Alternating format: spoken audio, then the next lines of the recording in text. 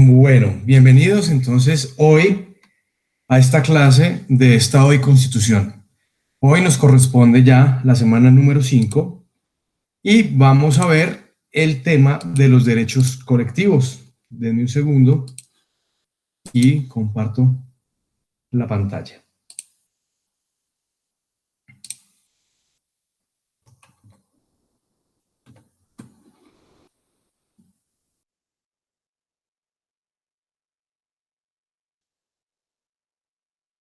Bueno, vinimos de los primeros artículos donde están los derechos fundamentales, los principales. Después pasando a los deberes, derechos, viendo algo muy importante que son esos derechos en los cuales se puede hacer efectivo el derecho fundamental constitucional. En la clase de hoy nos corresponde ya ver los derechos colectivos y de medio ambiente, que están en el artículo 78 al artículo 82. Bueno, la protección del mercado. Lo primero que debemos saber es qué es el mercado. El mercado normalmente es definido en la materia económica. Y el mercado consiste en la compra y venta de bienes y servicios donde hay un proveedor y donde hay un comprador. Eso es el mercado. Claramente es una definición muy básica y pues muy fundamental de lo que es el mercado. El mercado tiene muchísimas variables, las cuales se ven en materias como macroeconomía, que son 2 semestres para poder entender el mercado. Está el mercado nacional, el mercado internacional, el mercado transnacional, o sea, entre países. Pero básicamente eso es el mercado, donde hay bienes y servicios que se ofertan y hay un grupo de personas que demandan, que usan, que compran esos bienes y servicios. Entonces, la Constitución protege el mercado precisamente por eso, porque como es abierto al público, debe protegerse al público y también entendiendo al público como los que ofrecen y los que compran, porque no solamente están protegidos los consumidores, también están protegidos los productores, tienen protección, digamos, de su propiedad intelectual, tienen derechos a la competencia sana, ¿sí? Entonces, el mercado, como ya vimos, tiene bienes y servicios. Esos bienes y servicios, primero que todo, tienen que estar controlados y revisados por el Estado. ¿Y qué significa eso? Que el Estado debe proteger lo que se ofrece en el mercado, que sea de la calidad que se dice que es, que vaya a favor del consumidor, que no dañe a la sociedad. Si es algo que no se ofrece al público, pues básicamente será algo particular, algo privado. Y en ese caso, pues no habrá protección del Estado porque no está entrando al mercado público. Otra cosa que está muy relacionada con los productos es que deben ser dados a conocer de una manera transparente. El mercado, tanto la competencia como los consumidores, deben saber todas las calidades de sus bienes y servicios. ¿Para qué? Para que al final puedan exigir que les entreguen lo que las personas están comprando. O también desde el punto de vista del productor, que está entregando lo que él prometió y no va a entregar más de lo que no prometió. En ese tipo de análisis de cómo es el producto, cómo es el servicio, debemos observar que el Estado debe proteger la salud y la seguridad de la población. No sé si ustedes han visto que han salido muchas noticias respecto a productos que aplicaban en sitios de cosmética para aumentar partes del cuerpo, para quitar las arrugas, para hacer que saliera cabello. Ahí vemos dos infracciones y dos momentos en los que entró el Estado a regular esa parte del mercado. La primera parte es el producto. Estaban vendiendo unas siliconas industriales, unos productos que decían ser compatibles con el cuerpo humano, que en realidad no lo eran. ¿Qué hizo el INVIMA y el Ministerio de Salud? empezó a investigar y empezó a prohibir esos productos y a sancionar a los profesionales que lo aplicaban. Ese es el primer punto. El segundo punto en el caso es la regulación de quiénes pueden aplicar esos productos y empezó la cacería de esas entidades, esos sitios que no tenían aval de ninguna entidad de salud. ¿Por qué? Porque no había ningún médico interviniente en el procedimiento. Entonces, en ese momento empezaron a cerrar lugares donde hacían esos procedimientos porque no cumplían con los requisitos mínimos para desarrollar ese tipo de actividad. Entonces, ahí vimos doble participación del Estado. Por un lado está el producto, que no era el debido, y por otro lado, quien lo aplicaba, que también debería ser una persona con los conocimientos suficientes para atender cualquier tipo de urgencia que se llegara a presentar en caso de una intervención.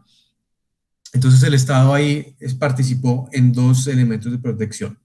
También podemos ver que existe una protección al consumidor. No sé si ustedes han visto un programa en las horas de la noche que se llama El Boletín del Consumidor, donde hay un muñequito que se llama tal cual. Ese programa de televisión está encaminado a hacer efectivo este artículo 78 de la Constitución. En ese programa, ustedes ven pasar por ahí políticos, gente de los gremios, abogados.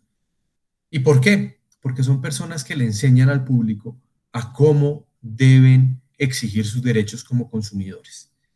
Que el equipo que compré un computador con tales especificaciones y cuando me llegó a mi casa era otro computador diferente. Deben proteger al consumidor porque él pagó por un bien y le entregaron otro. Cuando ustedes van a recibir un servicio y no se los dan, digamos, contratan a una persona para que ponga la música en una fiesta que ustedes van a hacer y esa persona no va o va, pero solamente les pone 5 minutos de música y ustedes lo contrataron por una hora. Es un servicio, ustedes pueden quejarse acudiendo a los mecanismos de defensa para el consumidor. ¿Por qué? Porque ustedes son consumidores y porque les están prestando un servicio ofrecido al público. Un tema también relacionado con esto son las garantías. No sé si ustedes alguna vez han tramitado una garantía. En muchos lugares les exigen la factura, les exigen que hagan un montón de trámites antes de recibirles el equipo que van a analizar para hacer efectiva la garantía. Y según la ley del consumidor, esto no debe ser así. El vendedor, al expedir la factura, sabe quién le compró y tiene los datos del comprador. En el caso de las personas naturales, de los particulares, tiene el nombre y el número de cédula como mínimo, porque eso es parte esencial de la factura que emitió. Entonces, si ustedes compraron en un sitio legal y se les perdió la factura, pueden ir y decirle al vendedor, yo le compré este equipo, hágame la efectiva la garantía. Si les dicen que tienen que llevar la factura en original, ustedes pueden decir que no, que ellos la tienen. El vendedor la debe tener. Y si no les quieren prestar el servicio, pues van a la Superintendencia de Industria y Comercio y se quejan. Ellos son los vendedores, tienen el registro de quién le compró y si va la persona que le compró con ese equipo, deberán hacer efectiva la garantía.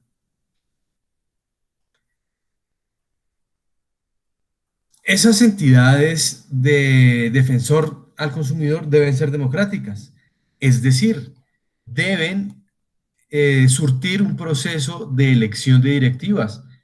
Ese proceso de elección de directivas debe ser abierto al público y las personas deben votar por quienes quieren que estén en ese lugar. El artículo 79 habla del ambiente sano. Todos tenemos derecho a un ambiente sano, eso es algo que creeríamos que es lógico. Nosotros que vivimos en la ciudad, pues es normal que haya contaminación, que haya polución, que haya ruido. Y pues en ejercicio efectivo del ambiente sano en las ciudades, pues es muy complicado. Diferente ocurre en los lugares donde no hay tanta construcción, donde no hay tanta concentración de población. Digamos, si ustedes vivieran en, no sé, pongamos en Cajamarca, donde están construyendo el túnel de la línea. Ustedes antes del túnel de la línea tendrían una vista totalmente natural, no tendrían ningún tipo de ruido, eh, fauna silvestre sin ningún problema. Cuando empezó la construcción del túnel de la línea, se vio afectado ese derecho al ambiente sano. ¿Por qué? Porque empezaron a haber talas de árboles. Pues todo lo que les voy a decir es lo necesario para hacer el túnel de la línea. Tala de árboles, eh, explosiones, porque debían romper roca, hubo disminución en la cantidad de agua, el, el entorno cambió visualmente. Eso es afectación al ambiente sano. Entonces, cuando ustedes sí tienen un ambiente sano y se los van a afectar, se hace más efectivo el artículo 79 de la Constitución. El Estado tiene la obligación de salvaguardar ese ambiente sano, de garantizar que la ciudadanía tiene acceso a agua limpia, agua potable, que tiene acceso a aire limpio, que tiene acceso al medio ambiente, es decir, que tengan contacto con el medio ambiente, a que se cuiden las especies, a que se cuiden las fuentes hídricas. Por eso, la Constitución en este artículo 79 indica que el Estado debe proteger las áreas más importantes en materia ambiental. ¿Y por qué dice eso la Constitución? Porque con este artículo se le dan herramientas al gobierno para crear leyes, crear normas mediante las cuales proteja el medio ambiente. Y al estar en el artículo 79 se le da prelación al medio ambiente sobre otros derechos colectivos que más adelante vamos a ver. Recuerden que entre más pequeño sea el número del artículo, es más importante en un orden cronológico en el orden del articulado de la Constitución. Entonces, el Estado tiene las capacidades de proteger el medio ambiente gracias a que tiene la obligación de protegerlo. Si no tuviera esa obligación, tal vez no tendría la capacidad suficiente para intervenir en cualquier evento que afecte el medio ambiente. No sé si ustedes sepan que Colombia es el tercer país con mayor biodiversidad del mundo. Eso es una característica bien importante y muy valiosa. Por lo tanto, el Estado colombiano debe tener protagonismo en la protección del medio ambiente del país. Resulta que, con relación al artículo 79, se podría pensar que el derecho al ambiente sano impediría cualquier tipo de explotación de los recursos naturales. Por ejemplo, pues si van a extraer oro, prima el derecho al medio ambiente sano que el derecho a la explotación del oro. Eso es cierto, debe primar el medio ambiente. Por esa razón es que se expiden licencias ambientales. ¿Por qué? Porque el oro es un recurso natural muy útil para el país, pero esa extracción de ese oro debe cumplir unos requisitos para hacer respetar el artículo 79 de la Constitución, toda la biodiversidad y el medio ambiente sano. Entonces, muchas veces esos referendos locales que hacen para preguntarle a la ciudadanía si están de acuerdo o no con la explotación de recursos naturales, por ejemplo, lo que pasó en el departamento del Tolima, en en Cajamarca, donde se hizo una consulta popular preguntándole a los habitantes de esa región si estaban de acuerdo con la explotación del oro. Lastimosamente, en esa región hay muchos explotadores de oro de manera ilegal, que lo hacen de manera ilegal, son piratas. Y ellos promovieron el no. ¿Para qué? Pues para mantener su negocio. Porque ¿qué pasa si hubieran dicho que sí? ¿Qué hubiera pasado si hubieran dicho que sí? Entra el Estado a revisar la explotación del oro, entra a exigir licencias ambientales, a exigir un montón de procedimientos burocráticos para garantizar precisamente el medio ambiente sano.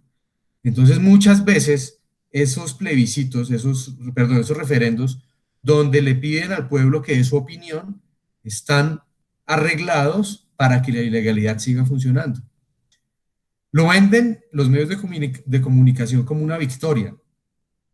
¿Una victoria para quién? Pues a mí me parece que es una victoria pírrica, es una victoria que no sirve de nada. Porque el que sigan los ilegales no garantiza que se cuide el medio ambiente. En cambio, y se pierden regalías, es decir, lo que pagan los que explotan el oro, lo que pagan al Estado por explotar ese oro. En cambio, si hubieran aprobado la explotación del oro, hubiera venido una empresa multinacional, lastimosamente solamente vienen multinacionales porque en Colombia parece que no hay capacidad, vienen multinacionales a explotar ese oro, pero tienen que cumplir con unos requisitos. Por ejemplo, por cada hectárea de árboles talados tienen que sembrar 2 hectáreas más, o sea, 3 hectáreas para reforestar. Después de terminar la explotación, deben tener un plan de rearborización y de reubicación de fauna en los lugares donde hubo la explotación. Los ilegales no hacen nada de eso. Los ilegales simplemente tumban árboles, sacan el oro con mercurio, que es prohibido, pero pues como ellos son ilegales no importa. En la concesión, el que hizo todo el trámite de manera legal no puede utilizar mercurio, por ejemplo, que contamine el agua. Entonces, los ilegales siguen con su operación ilegal, explotando el mismo oro, pero afectando el medio ambiente. Eso es lo que no dicen los medios de comunicación. Ahora bien, hay unos recursos naturales que son muy valiosos, por ejemplo, el agua. Y si la explotación minera va a afectar el agua, aún haciéndola de manera legal, pues evidentemente no se debe aprobar la explotación legal y deberá también implementarse un sistema de vigilancia y de control de los ilegales. ¿Por qué? Porque es que esa agua está afectada tanto por ilegales como por legales. Entonces, si yo peleo porque en mi municipio van a secar un río, una quebrada para hacer cualquier proyecto, y veo que los ilegales lo están haciendo, pues debería denunciarlos, porque debo exigirle al gobierno que proteja el medio ambiente, tanto de los legales como de los ilegales. Actualmente hay un tema muy importante con el páramo de Santurbán, que queda en Santander. Se estaba hablando de darle una licencia minera a un grupo árabe para que viniera a explotar el oro. En el páramo de Santurbán dicen que hay grandes yacimientos de oro, pero en el páramo de Santurbán se genera casi que el 100% del agua que consumen los departamentos de norte de Santander y el norte de Boyacá. ¿Qué pasa si deja de haber agua en el páramo de Santurbán? Si se acaba con el páramo de Santurbán, pues que Santander y norte de Santander se quedan sin suministro de agua. Muy importante el agua, porque sin oro, pues no importa, somos pobres, pero sin agua no hay vida. Entonces, por eso se debe proteger el páramo de Santurbán. ¿Y qué pasa? ¿Qué particularidad tiene ese páramo? Que el oro que se encuentra en él está muy en el fondo, toca hacer unas excavaciones muy profundas. Por eso no hay explotadores ilegales, porque es un oro muy difícil de extraer. Entonces, hasta ahora el páramo de Santurbán está quieto, está, digamos que protegido porque no tiene ningún tipo de explotación. Y si se aprueba esa explotación minera, se va a afectar ese medio ambiente. Existen muchos ejemplos de explotaciones de recursos naturales donde hay conciencia ambiental, donde se vigila al que está explotando esos recursos naturales y se le exige que cumpla con todos los requisitos de recuperación del medio ambiente donde está la fauna y la flora. Por ejemplo, el Cerrejón. Cerrejón es la segunda mina de carbón abierto, mina abierta de carbón más grande del mundo. Y el Cerrejón tiene un montón de programas sociales y ecológicos mediante los cuales compensa esa afectación ambiental que le hace a las comunidades y al país. La operación del Cerrejón ha sido pues normal, han extraído carbón desde hace más de 20 años y la región que circunda la explotación del carbón está muy bien. El problema de La Guajira es la corrupción, pero pues de eso hablaremos después. El Estado sancionará a todas las personas que contaminen. Por ejemplo, hay reglamentaciones para las personas, para las empresas que arrojan desechos líquidos a los ríos, a las fuentes de agua. Digamos, deben tener una planta de tratamiento que se llama PETAR. Esa planta de tratamiento toma esos desechos líquidos, les hace un tratamiento especial para que el residuo que salga de esa planta sea lo más potable posible. Y hay unos rangos de potabilidad emitidos por las entidades públicas que deben ser cumplidos por esas empresas que tienen la PETAR. ¿Para qué se hace eso? Para que la empresa pueda funcionar, pero que su funcionamiento no afecte ambientalmente al país. ¿Qué pasa si la empresa no tiene la PETAR y está obligada a tenerlo? Pues primero la van a cerrar y segundo la van a sancionar económicamente y con esos recursos van a recuperar el daño que generó el no haber tenido la PETAR. Esto estamos hablándolo en la utopía, en el país perfecto. Ustedes saben cómo funcionan muchas cosas en Colombia. Entonces, pues, lo que busca la Constitución y lo que buscan las normas es muy admirable, ¿sí? Es lo que todos quisiéramos que se lograra. Pero pues en la práctica hay personas de por medio que impiden que se cumpla esto. Entonces, en conclusión, ¿se pueden utilizar los recursos naturales en Colombia? Sí, siempre y cuando se respete el medio ambiente del artículo 79. Si no fuera así, no podríamos extraer ni petróleo, ni oro, ni ningún tipo de mineral. No podríamos tener cultivos de árboles para árboles maderables, o sea, árboles que se utilizan para producción industrial, para producir muebles, para producir equipos, bueno, para cultivar, para talarlos y después utilizarlos. No se podría, pero sí, en Colombia sí se puede, siempre y cuando se cumpla con la normatividad que regule ese tipo de explotación. Las armas químicas están prohibidas en Colombia. Suena ridículo. ¿Quién tiene una bomba de neutrones en el cuarto, en la casa, en el garaje? Nadie. Pero era necesario introducir este artículo en la Constitución para evitar que ese tipo de armamento que es tan peligroso pase por territorio colombiano.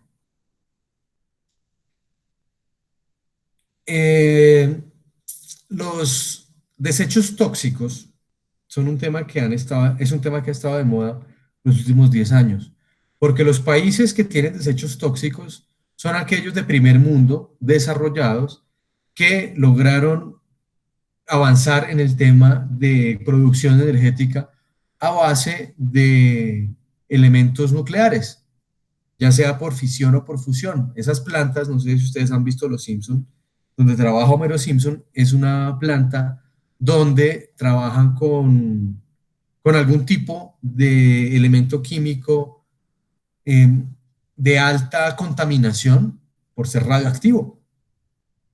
Entonces, esos países de primer mundo ya utilizaron muchos de esos materiales radioactivos que ya no sirven para producir más, digamos en el caso de los Simpson, para producir energía eléctrica.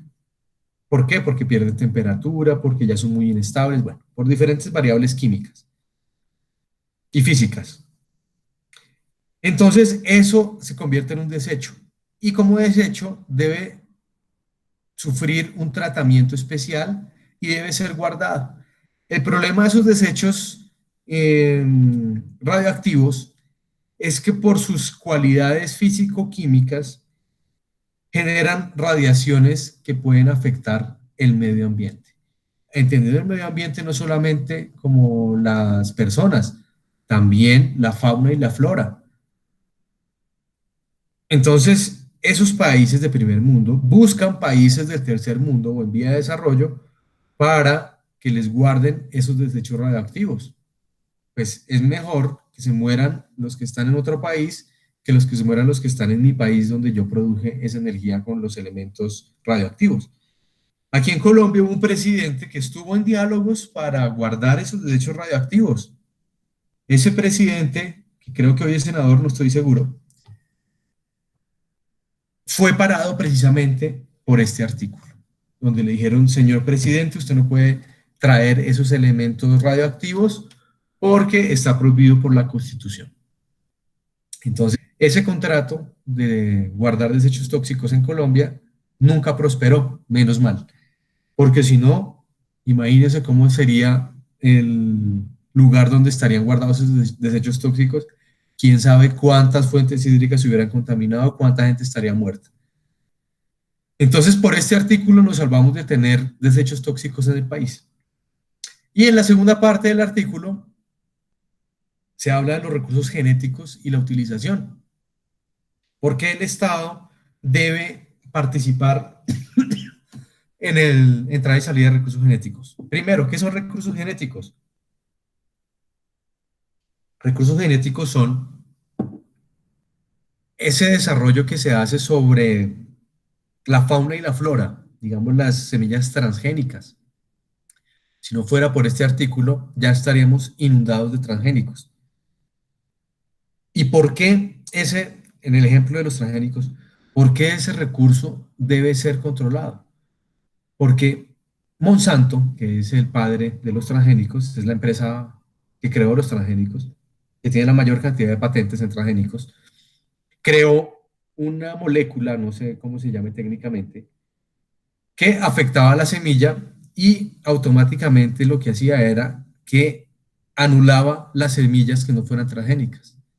Por ejemplo, se cultivaba una semilla transgénica, esa semilla se llamaba Terminator, se llamaba ese tipo de semilla. Yo sembraba una semilla Terminator en una maceta y junto a ella sembraba una semilla original, o sea, una que no tenía ningún tratamiento genético. Esa semilla Terminator desarrollaba una planta que al lado de la planta normal la volvía, como les dijera yo, le impedía que se reprodujera, la volvía estéril. Entonces, esa plantica natural no podía dar semillas, o la semilla que daba no era útil para sembrarse. La Terminator, pues crecía el arbolito, daba su fruto y ella tampoco permitía que esa planta generara semillas útiles. ¿Qué influencia tiene eso? Pues que cada vez que se fuera a cultivar ese producto, era necesario comprar semilla. ¿A quién? Pues a Monsanto, que era el que tenía la semilla. Y si yo llegaba a mezclar una semilla Monsanto con una natural, mi semilla natural iba a ser la última vida que iba a tener, porque el árbol que generaba no iba a generar semillas útiles. Entonces, Monsanto fue sancionada por eso y ya no produce, pues en teoría, no sabemos, ya no produce ese tipo de semilla.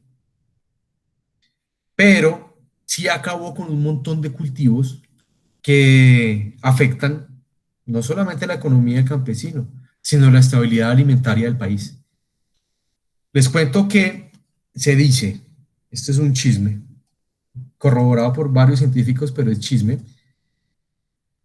que estas empresas de transgénicos botaban unas esporas desde Estados Unidos y el viento las llevaba hasta el norte de México. Y resulta que en el norte de México, México es el país que tiene mayor cantidad de diversidad en maíces y Estados Unidos es el mayor productor de maíz. Entonces vayan uniendo cabos, vayan atando cabos. Esas empresas estadounidenses, desde Estados Unidos en la frontera, botaban unas esporas que llegaban a México y esas esporas exterminaban con las semillas de maíces ancestrales de México. Y resulta que desde el norte de México se empezaron a extinguir un montón de variedades de maíces. Eso fue avanzando y ya casi que todo México tiene desaparición de muchas especies de sus maíces. Dicen que fue consecuencia de esas esporas que enviaron desde Estados Unidos. ¿Y por qué Estados Unidos hacía eso? Haría eso? ¿Por qué las empresas estadounidenses? Pues porque ellos, al ser los principales productores de maíz, les interesa tener el control de todo el maíz de su región al menos.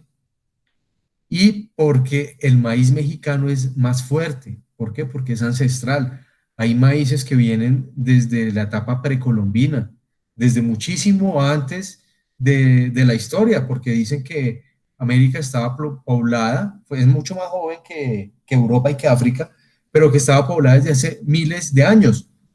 Y pues trajeron el maíz y desde esa época viven del maíz. Ese es un ejemplo que les doy el por qué es importante proteger los recursos genéticos y la utilización. El artículo 82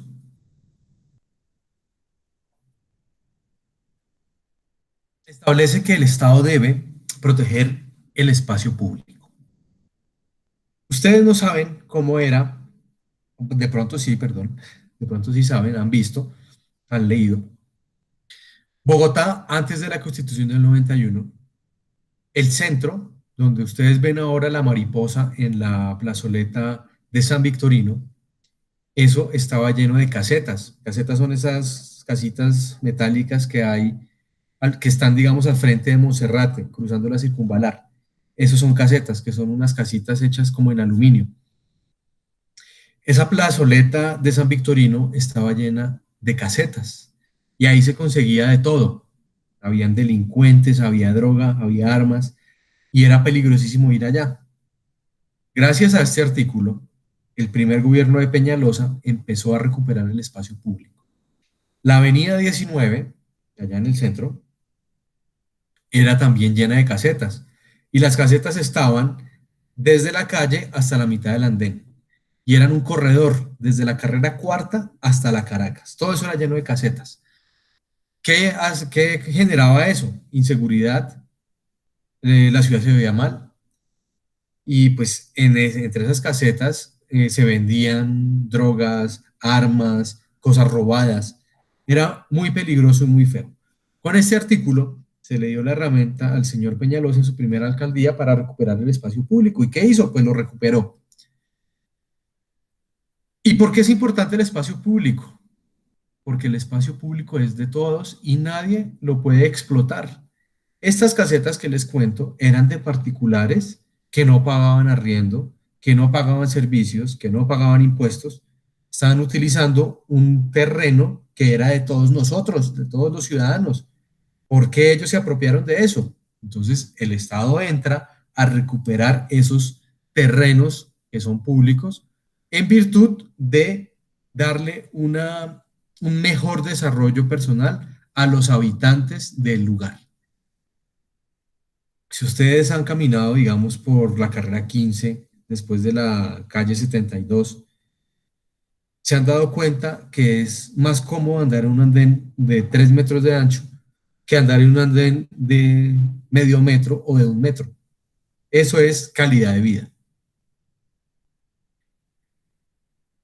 Ese espacio público prevalece sobre los derechos particulares.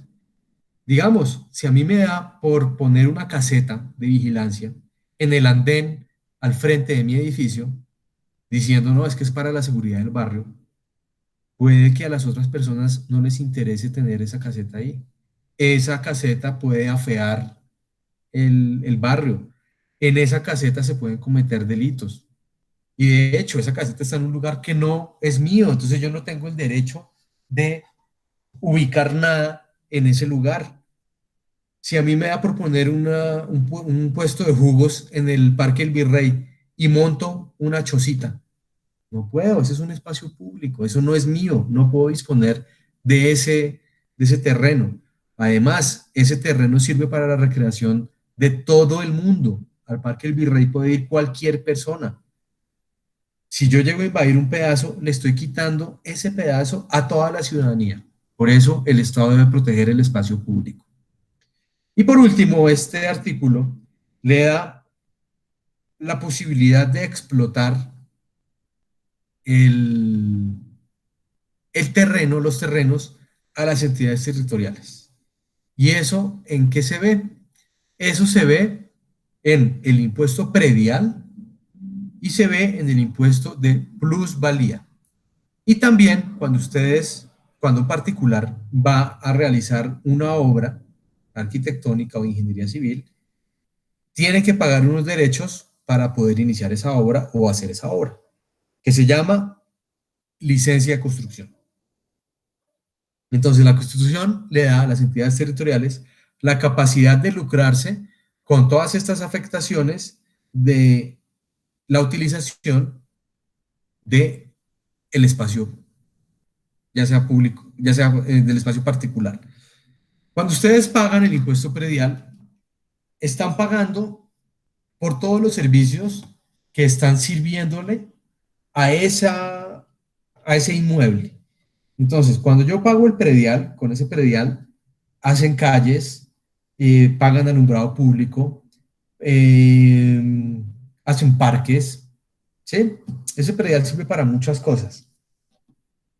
que están relacionadas con que yo viva en esta ciudad. No sé si ustedes han visto, yo creo que ya hablamos de esto de la ALO, de la Avenida Longitudinal de Oriente. Esos terrenos son públicos. ¿Se acuerdan que hablamos que eran imprescriptibles? Pues eso tiene mucho que ver con esto, es espacio público y el Estado tiene que proteger ese espacio público porque son terrenos públicos. Ahorita hay personas que están explotando esa franja de tierra, deberían sacarlas de ahí porque están afectando la utilización de esa zona para todo el mundo, para un bien general. Bueno, ahora, ya que vimos ya todos los derechos individuales, colectivos y del medio ambiente, miremos cómo se hace efectiva la protección de esos derechos. Bueno, el artículo 83 tiene un principio fundamental de toda nación moderna, de todo país moderno, y es el principio de buena fe. La buena fe de la gente se presume. Siempre se va a pensar, siempre se va a creer que las personas actúan sin querer hacer mal. Si se equivocan por algo, se equivocaron de buena fe. No sabían que no se podían equivocar. ¿Sí? Por eso es necesario probar que la persona sí quería hacer daño para poderlo acusar. Por ejemplo, si ustedes le compran una casa al señor Pepito Pérez y el señor Pepito Pérez es un panadero y ustedes le compran la casa, pero resulta que el señor Pepito Pérez es un panadero que le lava dinero al narcotráfico a través de su panadería. Y ese apartamento que les vendió a ustedes lo compró con esos ingresos que tuvo por el lavado de activos. Llega un proceso de extinción de dominio y le quita todo el patrimonio al señor Pérez. Y le dicen a ustedes tienen que entregar ese apartamento porque ese apartamento lo compró el señor Pepito Pérez con el fruto del lavado de activos. Ustedes compraron de buena fe. Ustedes no sabían que ese señor le ayudaba al narcotráfico. Por eso a ustedes no les pueden quitar ese apartamento, a no ser que el Estado compruebe que ustedes estaban aliados con el señor Pepito Pérez para hacer esa transacción y ustedes sí sabían que él era narcotraficante. ¿Y por qué? ¿Por qué les devuelven el apartamento? Porque la buena fe se presume. Si llegan a comprobar que ustedes estaban amangualados con el señor Pepito Pérez, digamos, sale una grabación o sale algún documento, pues la buena fe se desarma y les quitarían el apartamento. Pero si nunca les prueban que ustedes sabían que él era narcotraficante o que el apartamento provenía del lavado de activos, no se los pueden quitar. Claro, deben tener un buen abogado que sea capaz de refutar cualquier prueba que salga en contra de ustedes o que sea capaz de argumentar que no hay pruebas suficientes para quitarles el apartamento. Y relacionado con ese principio de buena fe, con el principio de que la gente hace las cosas sin querer hacer daño, sin querer violar la ley, tenemos que todas las actuaciones de las personas deben estar ceñidas a la ley. ¿Y qué quiere decir eso? Que las personas pueden hacer todo lo que la ley no les prohíba. Digamos, yo puedo salir ahorita a la calle en pantaloneta de baño. ¿Me podrán llevar a la cárcel? No. ¿Qué estoy haciendo? Nada. Estoy saliendo en pantaloneta de baño. Pero si llego a salir sin ropa, totalmente desnudo, sí me pueden llevar a la calle. ¿Por qué? Porque el Código de Policía establece que estar desnudo en la calle es un acto que viola los principios fundamentales de la ley y estoy cometiendo un acto penado por una ley. Si yo quiero comprar, yo le quiero dar al celador del edificio, le quiero dar 100.000 pesos. ¿Por qué? Porque se me da la gana. Le doy 100.000 pesos. ¿Prohibido por la ley? No, no está prohibido por la ley. Pero ¿qué pasa si yo le doy esos 100.000 pesos a un juez para que me acepte una prueba? Eso sí está prohibido por la ley. Eso no lo puedo hacer. Entonces, grábese esto. El particular puede hacer hasta donde la ley le prohíba. Y en contraposición a esto, los servidores públicos solamente pueden hacer lo que la ley les permita. Es decir, si una persona está en un cargo donde le dicen sus facultades son A, B y C, eso es lo que usted tiene que hacer, y esa persona hace X y Y, está yendo en contra de la ley, está haciendo algo indebido. En cambio, en la ley para el particular dirá, usted puede hacer todas menos X y Y. Si yo hago A y B y C y D y F y E y J y K, no estoy haciendo nada malo. Pero si hago X y Y, tengo problemas con la ley. Importante esto. Siempre traigo un ejemplo a colación y es, no sé si a ustedes los haya parado alguna vez un policía para solicitarles papeles del vehículo en el que se están movilizando. Si es un policía común y corriente, que no es de tránsito, y les pide los documentos, el ciudadano está obligado a entregarle ¿qué? La cédula de ciudadanía para identificarse como persona y la tarjeta de propiedad del vehículo en el que se está movilizando para certificar que es el propietario o que está autorizado por el propietario. Si ese policía común y corriente les pide el pase, el SOAT y la técnico-mecánica, está excediendo sus funciones. ¿Por qué? Porque el que les puede pedir esos documentos es el policía de tránsito. Entonces, si un policía normal me pide esos documentos, yo estoy en la libertad de decirle que no se los voy a entregar, a no ser que sea un policía de tránsito. ¿Qué pasa si ese policía normal les dice que ustedes están infringiendo la ley y que tienen que entregarle la técnico-mecánica y el seguro obligatorio? Pues ustedes se negarán y le dirán que él no tiene las facultades para hacerlo. Si lo llegan a tener vencido y el policía por cualquier motivo ya sabe que ustedes lo tienen vencido, el seguro del vehículo en el que van o la técnico-mecánica, ese policía no puede llamar al de tránsito. ¿Por qué? Porque eso no está en sus funciones. Si llega a llamar al de tránsito, está incurriendo en un abuso de autoridad y podrá ser investigado por la Procuraduría y por las entidades de vigilancia interna de la policía. Ahora, si es un policía de tránsito y les pide todos los documentos, ustedes tendrán que entregárselos. ¿Por qué? Porque sí es de la competencia de él. Y si los tienen vencidos, pues tendrán que pagar la grúa y los patios y el parte y comprar el seguro obligatorio si es que es el que está vencido o llevar el vehículo a la técnico-mecánica para que les aprueben el examen de técnico-mecánica. Vean muy bien, ambos funcionarios son policías, solo que uno es de tránsito y otro es un policía común y corriente. El de tránsito tiene otras atribuciones diferentes al policía común y corriente. Profe, Señora. una pregunta. Con la lectura que tú pusiste de lo que dice artículo 23, prohibición de retener documentos, si el policía llega a retener, no puede retener, si llega a retener el documento, así sea de tránsito, ¿eso es prohibido? Sí, señora. Sí, eso está prohibido. Por esa razón, podemos grabar los procedimientos administrativos, y ese es un procedimiento administrativo, el del policía. A ellos no les gusta que los graben, precisamente ¿por qué? Porque queda la evidencia. Entonces, ¿yo qué hago? Yo le entrego los documentos al policía y debo darle el tiempo suficiente para que él corrobore que sí están bien y automáticamente, después que los corrobore, yo creo que al pasar no más de 5 minutos, me los tiene que devolver. ¿Por qué? Porque si me lo retiene, va a infringir la norma que le está ordenando cómo trabajar. Está excediendo esas potestades que le da la norma y puede incurrir en una investigación de parte de la entidad que lo controle. En el caso de un policía, pues sus superiores y Procuraduría, que es la que se encarga de revisar que los funcionarios públicos ejerzan bien su función. Entonces, sí se puede hacer. Mi recomendación, no peleen con los policías, porque puede que uno tenga la razón, pero ellos no entienden.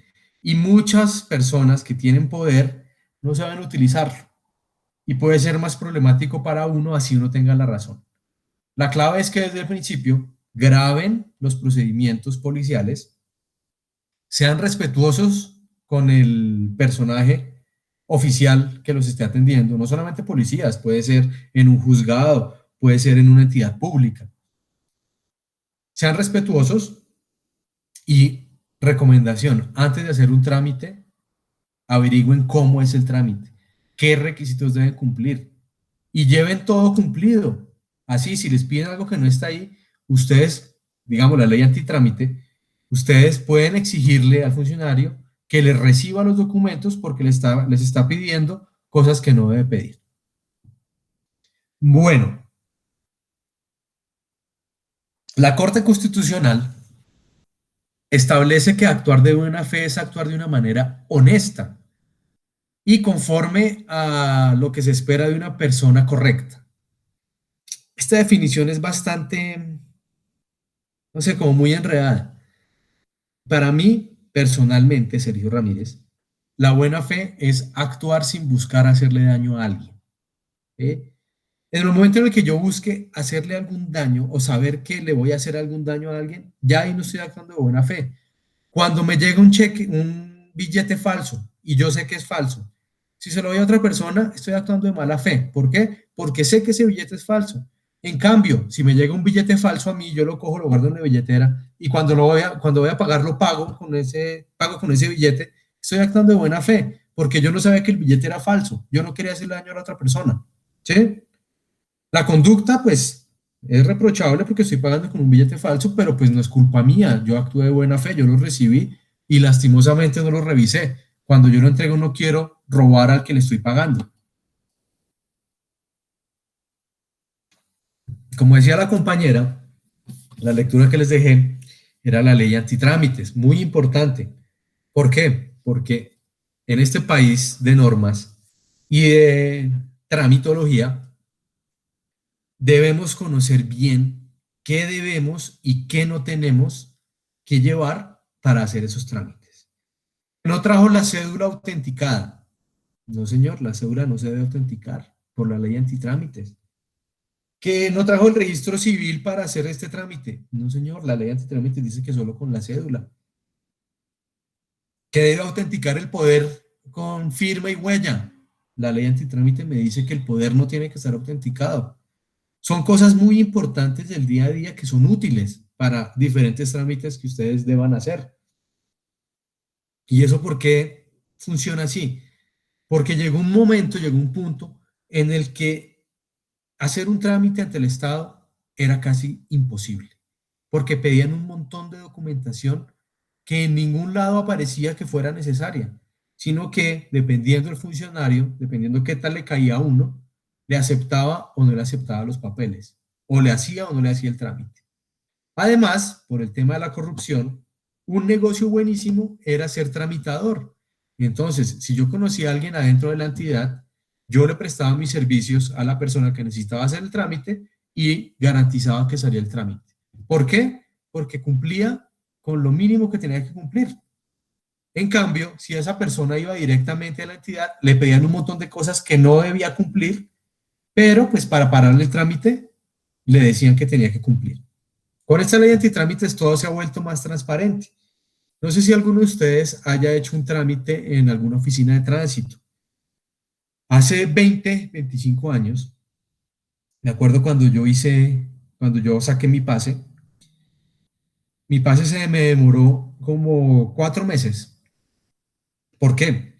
Porque yo hice todas las cosas de manera legal. Yo hice el curso, hice las horas de práctica, hice las horas de mecánica, hice las horas de conocimiento teórico. Llevé mi certificado a la oficina de tránsito, llevé mi cédula, me hice los exámenes de RH, de visión, llevé todos los papeles. No me pudieron decir nada, ¿por qué? Porque tenía todo. Pero se demoró 4 meses en salir el documentico para que yo pudiera andar en carro. Actualmente, si ustedes van con todos los documentos a una tienda, a una oficina de tránsito, aquí en Bogotá es el SIM, el pase se demora media hora. ¿Por qué? Porque es que ellos solamente corroboran que los documentos sean verdaderos. Y si los documentos certifican que hice las horas y tengo la salud suficiente para manejar, me dan el pase. No hay nada más que hacer. Antes no, antes era todo demoradísimo. Y eso que a mí me fue bien, porque yo hice un curso donde era en una escuela que era pues costosa, pero pues tenía todo en regla. Cuando la gente hacía cursos en escuelas que no eran de ese estilo, pues tenían que pagarle al tramitador para que el funcionario les avalara el certificado, bueno, hacer un montón de trámites. Y antes, bueno, ahora se ve, pero no tanto, antes habían personas que tenían licencia de conducción y no sabían manejar. ¿Por qué? Porque decían, si lo llego a necesitar, pagaban 600.000 pesos y les daban el pase. No hacían curso, no hacían examen claramente, no iban al médico y les llegaba su pase. Ahora es más difícil, pero ahora es mucho más fácil hacer las cosas legalmente. Ya no hay que pagar los tramitadores. Importantísimos, artículo 85 y 86. Los derechos de aplicación inmediata y la tutela. Como pudimos ver en las lecturas y en el video, que creo que es el que está a continuación de esta presentación, que no vamos a ver, porque ustedes creo que ya lo vieron, vemos que la acción de tutela es una herramienta muy útil para hacer efectivos los derechos fundamentales de la persona. Antes de la Constitución del 91, sí existían derechos personales, pero ejercerlos era muy complicado. Si una persona no era atendida en el médico, se podía iniciar un proceso que se podía estar demorando 3 o 4 años. Momento en el que salía la sentencia, la persona ya había muerto. En cambio, con la tutela, tenemos la puesta en práctica de los derechos en menos de 5 días. Entonces, es muy importante la acción de tutela, sobre todo para darle vida a esos derechos fundamentales que se encuentran en esos artículos que pueden ver en la diapositiva. ¿Por qué no están todos? Porque hay unos derechos fundamentales que son imposibles de hacer efectivos. Por ejemplo, el derecho a la paz. Imagínense ustedes que yo pusiera acción de tutela porque no hay paz en Colombia. Este país se llenaría de tutelas. Y como pudieron ver en el video, la tutela tiene ciertos requisitos para poder proceder. No es que yo se me dio la gana y voy a poner una tutela. No, digamos, resulta que mi empresa, mi proveedor de internet no me prestó el servicio. ¿Será que yo puedo iniciar una acción de tutela por eso? No. ¿Por qué? Primero, porque no hay un derecho fundamental que se esté violando o que esté en peligro. Segundo, porque hay otro medio de defensa de ese derecho que yo tengo como consumidor. Digamos, a ver un ejemplo.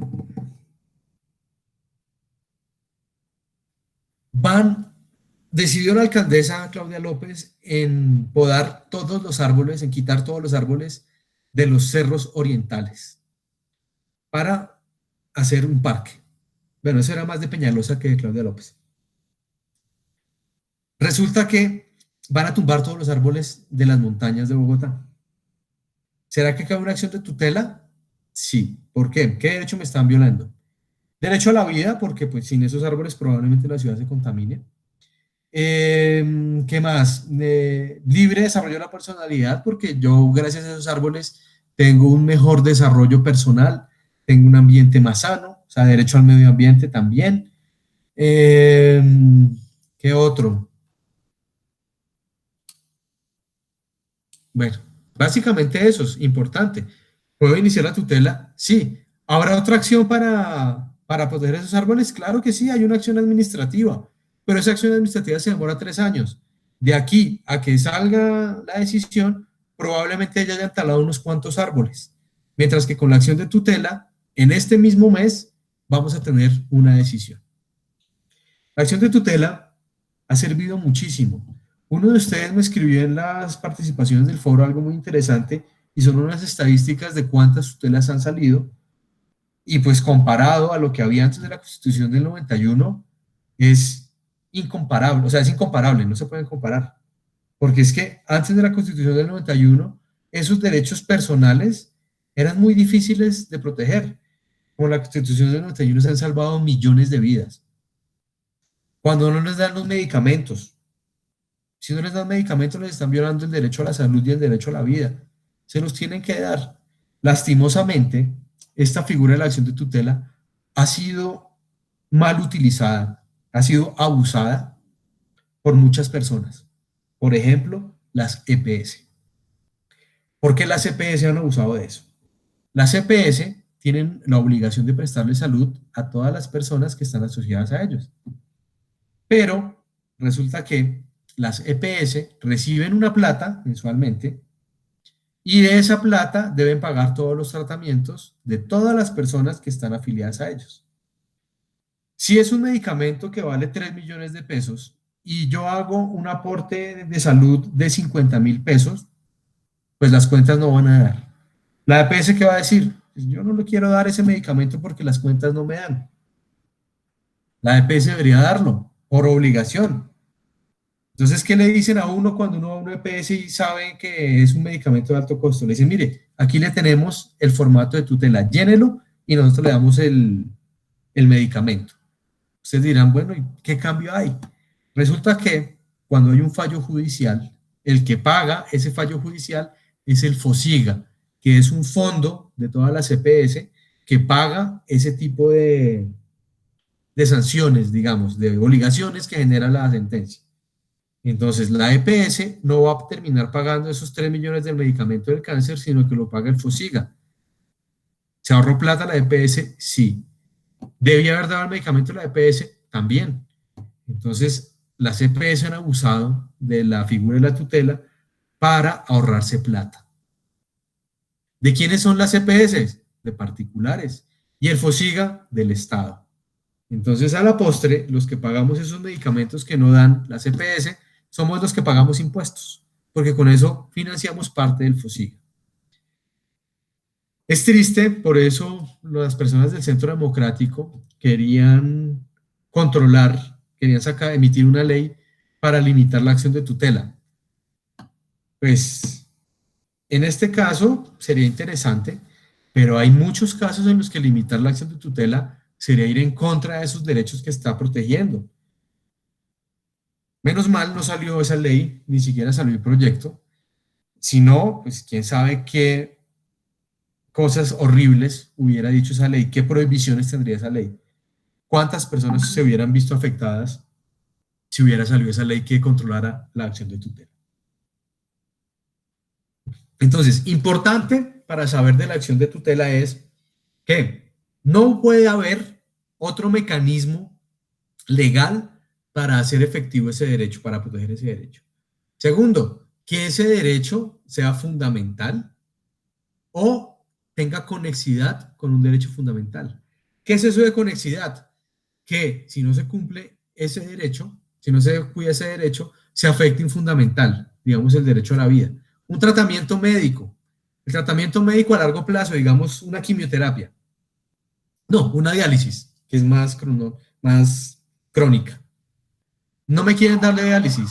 Si no me la hago en un mes, pues no va a pasar nada. De pronto sí me voy a ver disminuida mi calidad de vida, pero no voy a morir. Pero lo que pasa es que esa diálisis va a afectar mi vida, mi libre desarrollo de personalidad, mi derecho a la salud. Entonces, por conexidad, tienen que aceptarme la tutela y fallarla a mi favor. Bueno, a continuación aparece el video que creo varios ya lo han visto. Pues es útil verlo. Era útil verlo para hacer la participación en el foro. Lastimosamente esta alarma parece que altera el audio de la grabación. Los invito entonces a ver este video, es bien interesante, es un abogado que nos explica cómo funciona la acción de tutela y cómo ha sido su evolución histórica desde la creación en la Constitución de 1991. Bueno, ¿tienen alguna pregunta? Sí, yo con el video. Cuéntame. Profe, no entendí bien la parte de, digamos, lo que era lo colectivo con la tutela. Es que ahí me enredó el abogado, que digamos, si habían puesto, ay, es que lo tengo en los apuntes, pero no los tengo aquí en este momento, que digamos, si tú ponías una acción, o sea, si era algo colectivo, tú no podías poner una tutela, porque ya, Sí, sí, ya me acuerdo. Él decía que si era un derecho colectivo, no se podía poner acción de tutela siempre y cuando no hubiera un derecho fundamental que se fuera a ver afectado de manera inmediata. Por ejemplo, si van a construir una represa en un río, afecta a mucha gente. Es mejor iniciar una acción popular. La acción popular no la vamos a ver en esta clase porque ya es un mecanismo constitucional mucho más avanzado, pero les digo, la acción popular es cuando un grupo de personas ven afectado algún tipo de derecho y se juntan todos para pedir lo mismo en contra de eso que les va a afectar su derecho. En el caso de la represa del río, el derecho será de todos los ciudadanos que viven cerca al río o que viven del río. Pero si la represa ya la van a empezar a hacer en una semana, la tutela sí cabría y cada persona podría iniciar una tutela. Lo que pasa es que el juez que reciba la tutela las junta todas y las falla en una sola. Pero en ese caso, donde sea inminente el daño, sí se puede iniciar una acción de tutela. Pongamos un ejemplo mucho más fácil. A ver, digamos un incendio. Hay un incendio que viene de unos terrenos y van a llegar a una población. Le piden a los funcionarios que apaguen ese incendio, que tomen medidas, que trasladen a la gente para que no se mueran. El incendio es inminente que va a pasar. ¿Cabe la acción popular? En principio sí, porque es un derecho de una comunidad, de varias personas. Pero cabe más la acción de tutela, porque si no hacen algo de manera inmediata, esas personas van a morir. Eso era lo que quería explicarles el abogado en esa parte del video. Normalmente, cuando se trata de derechos colectivos, se acude a una acción colectiva, pero si son derechos fundamentales de esas personas que se ven en inminente violación, que va a ser inminente la consecuencia que va a afectar a esos ciudadanos, cabe la acción de tutela. Pero si no es inminente ese daño, si no se ve muy cerca, se les dice no presenten la acción de tutela, sino que hagan la acción popular. ¿Bien? Gracias, profe. A ti por la pregunta, muchas gracias. ¿Alguien más tiene preguntas? Yo les tengo una pregunta, ¿lograron ver la presentación? O sea, ¿se vio en pantalla la presentación de PowerPoint? Sí, profe. Ah, bueno, muchas gracias. Estaba preocupado porque ahorita salí y no la vi. Bueno, muchachos, si no hay más preguntas, les agradezco mucho por el tiempo que le dedicaron a esta clase y los invito a que revisen la carpeta número 14, donde tendremos las lecturas y las actividades correspondientes a esa parte de la clase. Quiero aprovechar para escuchar su retroalimentación de cómo han visto la clase, qué tal les ha parecido la cantidad de lecturas, si han entendido, si quieren que haya otro encuentro sincrónico, no sé, escucho sus observaciones. Pues, profe, mi único problema realmente ha sido con la plataforma. Al momento Cuénteme, de ¿qué presentar los pasaba? quizzes. Ya me ha pasado 2 veces que al momento de presentar los quizzes o el tiempo se acaba o demasiado rápido o la conexión se me va, entonces simplemente se me quita el intento. Y ya Bien, es la segunda vez que me pasa. lo entiendo. Entonces, de ahora en adelante vamos a quitar ese tema de los quizzes y vamos a dejar más trabajo. Porque el trabajo lo pueden presentar en, pues sí en un término, pero pues es mucho más flexible. ¿Y por qué los quizzes tienen esa como ser tan estrictos en horario y tiempo? Porque pues lastimosamente ya me ha pasado que si dejo un quiz abierto todo un día, una persona hace el quiz y esa persona le dice la pregunta a todo el mundo. Y esa persona saca, digamos, 2. Y de ahí en adelante la gente saca 5 todos. A mí la nota no me importa. Realmente si sacan 2, si sacan 5, si sacan 3, no me interesa. Me interesa es que aprendan. Si el primer estudiante hace el quiz, digamos, a quemarropa para saber cuál es la pregunta y se la da a sus compañeros, pues los compañeros solamente van a responder la pregunta y no van a ver el resto del tema que se está evaluando. Y es imposible hacerle un quiz a cada uno de los estudiantes, ¿sí? Pero pues ahorita viendo el acta de esta 7, ¿cómo es que se llama? La comunicación 7, el comunicado 7 que sacó la universidad, donde la calificación no va a ser cuantitativa, sino cualitativa, vamos a migrar más al tema de los trabajos, porque con los trabajos se puede analizar mucho mejor qué tanto entendieron y cómo entendieron la información que se les está dando. Entonces, lo más probable es que para la próxima clase sea un trabajo. Denme un segundo, Gerson, a ver, Gerson dice, el plazo para presentarlo no, Gerson, porque es que si amplía el plazo pasa lo que le estoy diciendo. ¿Mm? Si amplío el plazo en 2 horas, pues el primero que lo presente probablemente le va a decir a los compañeros cuál es la respuesta o cuál es la pregunta para que den la respuesta correcta. Y pues el proceso de aprendizaje va a quedar incompleto. En cambio, si hacemos el trabajo, que yo sé que a ustedes no les gusta, para mí es mucho más trabajo revisar trabajos que hacer estos quizzes, pero si hacen el trabajo yo puedo ver primero cómo se expresan y cómo entienden la información, que es lo que realmente a mí me interesa. Saber cómo aprenden ustedes y qué aprenden. Y si queda algo mal aprendido, pues reforzarlo para que al final lo aprendan, para que el proceso de conocimiento llegue al fin que debe llegar, que es que ustedes sepan los temas, los contenidos. Entonces yo creo que para la siguiente clase vamos a hacer un trabajo. Les recuerdo, por favor, si van a citar, entre comillas, y abajito ponen la cita de dónde están sacando eso. Y muy importante, si van a citar, analicen lo que están citando, porque si se dedican solamente a hacer citas y no dicen nada propio, nada personal de ustedes, la nota se la pongo a los autores de las citas y a ustedes les pongo 1. Y no hagan plagio, porque eso sí da 0 automático. Y en el caso de que hagan plagio en esta evaluación cualitativa, automáticamente, digamos que pierden esa oportunidad. ¿Sí? Cuando es cuantitativo es un 0 y listo, eso lo recuperan. Pero cuando es cualitativo, si hicieron fraude, ya ese tema se da porque ustedes no lo saben. ¿Sí? Ya la oportunidad la perdieron. ¿Vale? Entonces es mucho más complicado hacer plagio en esta época de cualitativos que cuando era cuantitativo. Profe, ¿el ¿Alguna foro otra todavía pregunta, está señora? abierto? ¿Señora? ¿El foro todavía continúa abierto o tú lo vas a cerrar? Creo que ya lo cerré. Sí, ya lo cerré. Porque ese foro era precisamente para esta clase.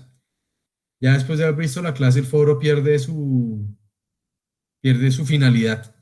Era para que supieran qué era lo de la tutela. ¿Alguna observación?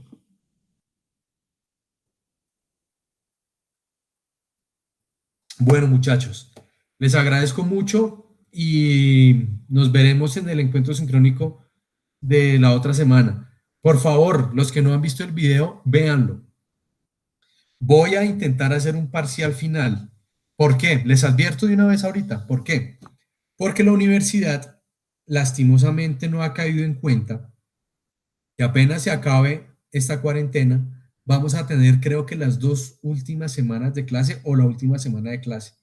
Y las directrices que han establecido van sin tener en cuenta esa última semana de clases. Entonces, yo creo que lo que va a hacer la universidad es calificación cualitativa hasta la penúltima semana y la última va a ser cuantitativa. Y es muy probable, creería yo, que es muy probable que van a hacer examen final. ¿Bien? Es una especulación que yo hago, no estoy seguro, pero para que se vayan preparando, estudien los temas. Si tienen preguntas, por favor, háganlas. Si no las hacen en el encuentro sincrónico, porque o no pueden estar en el encuentro sincrónico, o no estuvieron pendientes, mándenlas por correo electrónico. Me las envían con el formato que ya saben, clase de Estado y Constitución, grupo 2, si mi memoria no me falla, y la pregunta, porque es importante que todos los temas queden bien vistos y que ustedes los entiendan. Por favor, les pido eso. Preguntas que tengan me las envían al correo, que con todo gusto las respondo o en el encuentro sincrónico o se las respondo vía correo electrónico.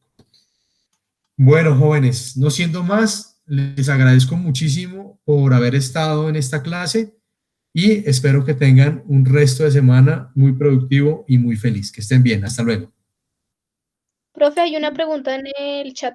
Ay, déjame ver. Gracias. Sí, señor. Sí, don David. Si es examen final, van todos los temas. Entonces, lo mejor es que tengamos todo claro. ¿sí? No sabemos la universidad qué vaya a decir, qué tal nos dispare con exámenes finales, pues sería complicado en todas las materias estar estudiando la última semana todos los temas, para que los vayan preparando. Bueno, muchísimas gracias a todos, feliz resto de día. Profe. Chao, que estén bien.